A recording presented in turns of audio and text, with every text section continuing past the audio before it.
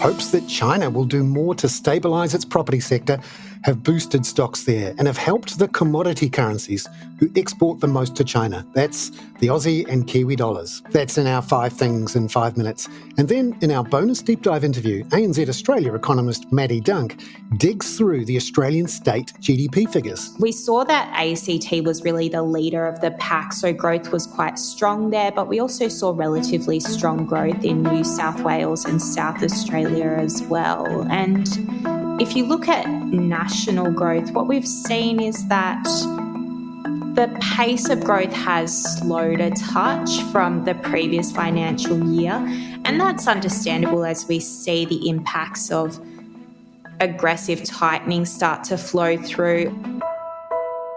But first, in 5 and 5 with ANZ, markets were relatively stable and quiet overnight ahead of the Thanksgiving holiday in the United States later this week.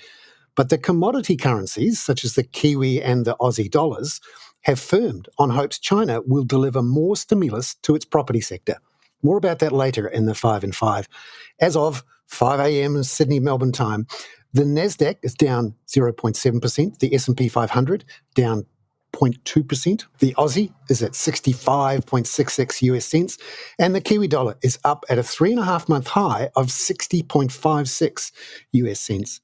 Oil is down 0.5% for West Texas Intermediate at $77.39 US a barrel, and gold is up 1% at just over the US $2,000 an ounce mark for the first time since late July.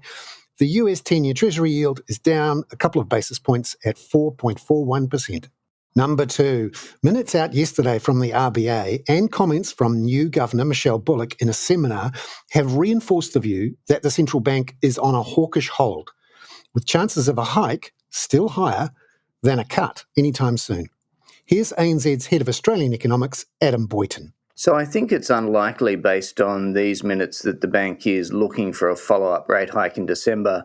But having said that, I think it's important to remember that as we move into next year, certainly in the first half of next year, the hawkishness coming out of the bank and I guess the concern about the persistence of inflation does mean that if the RBA does anything in the first half of next year, it would be to increase rates, not to put them down.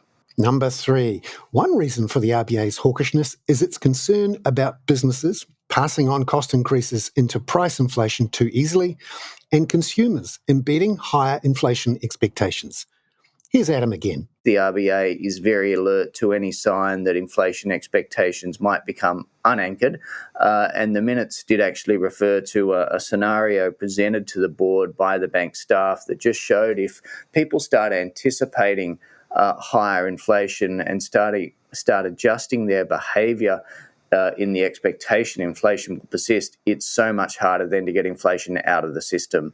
So certainly the bank and the board will be very wary, particularly of, I guess, more broad-based signs that consumer inflation expectations are becoming unanchored. That's not the case yet. They're only just referring to some financial market expectations. So it's a yellow flag, I guess, not a red one. Number 4, China's property development stocks have surged in recent days after a couple of moves by the authorities in Beijing to bolster financing for the troubled property sector. On Friday, the People's Bank of China, the National Financial Regulator, and the National Securities Regulator put out a joint statement saying that banks and financial institutions should support property developers in a counter-cyclical way that extends loans steadily. Here's ANZ's Chief Economist for Greater China, Raymond Yung, on what that means for China's economy. Overall, we're seeing that now the authorities are very eager to support, provide a put to the property sector so that the economic growth will still be up and running, given the fact that the economic data in the past few months has been signaled that the economic downturns has already stabilized, and the Chinese economy is on track of not only achieving 5% growth, and it's very likely that next year they're also aiming for another 5% growth. Number 5. Also, the People's Bank of China has said it will look to funnel 1 trillion yuan to the property sector through an older lending facility designed in 2014 to help fund shantytown redevelopments.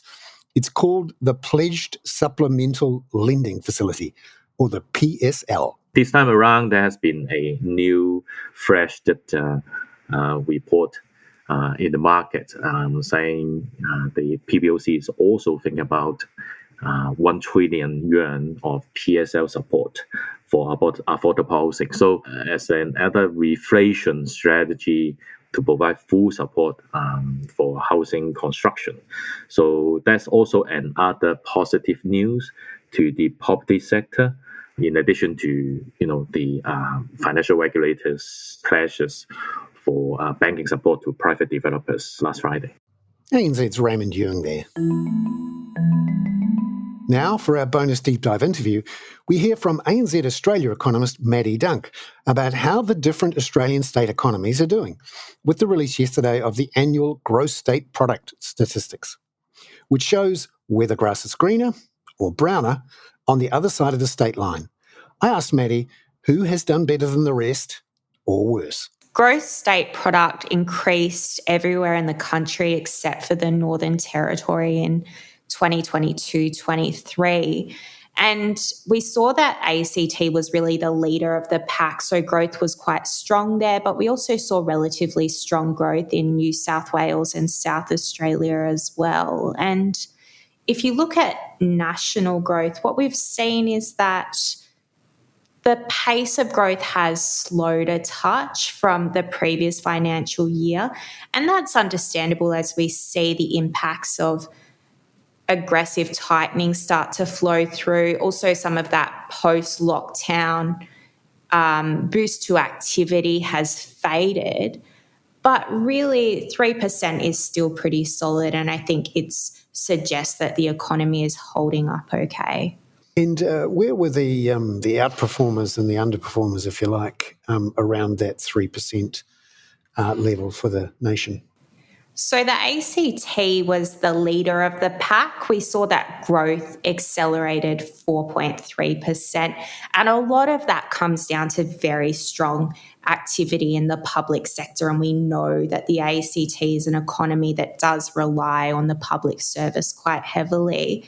And then if you look at the underperformers, I think the clear standout is the Northern Territory. We saw that it was the only part of the country where there was a fall in gross state product, and that came down to a decline in mining activity. So that was the biggest drag there.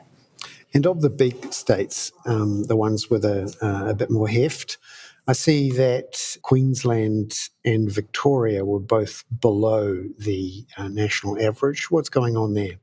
Oh, well, they were below the result that we saw in 2021-22. But I think that's understandable. We're starting to see that economies are slowing. We've had those rate hikes. We're not getting that activity boost that we did have in the previous financial year as people came out of lockdowns and wanted to spend and go out and indulge. And that's flowed through to a slowing in, I suppose, the pace of GSP growth in those states. ANZ's Maddy Dunk there. I'm Bernard Hickey. That was 5 and 5 with ANZ for Wednesday, November the 22nd. And look out tomorrow morning for part 1 of a deep dive interview with Brian Martin into how US industrial policy is changing the outlook for global interest rates. This podcast contains general information only, not investment advice. You should obtain advice for your personal circumstances before making any investment decisions. Please view the podcast disclaimer available via your media player or email.